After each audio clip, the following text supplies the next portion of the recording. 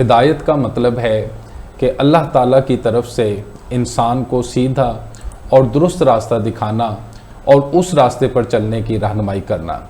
سورۃ البقرہ کا بنیادی پیغام ہدایت ہے۔ قرآن مجید انسان کو بتاتا ہے کہ وہ اپنی زندگی کس طرح سے گزارے، اللہ تعالیٰ کو کس طرح سے انسان اپنا رب مانے، کس طرح سے ایک انسان نیکی کو اختیار کرے اور تقوی کو اختیار کرے اور برائی سے بچے۔ سورۃ البقرہ کے آغاز میں قرآن پاک کو متقین کے لیے ہدایت قرار دیا گیا ہے۔ اس میں ایمان، عبادات، معاملات، اخلاق، حلال اور حرام اور معاشرتی زندگی کے اصول بیان کیے گئے ہیں تاکہ انسان اللہ تعالیٰ کی رضا کے مطابق زندگی گزار سکے۔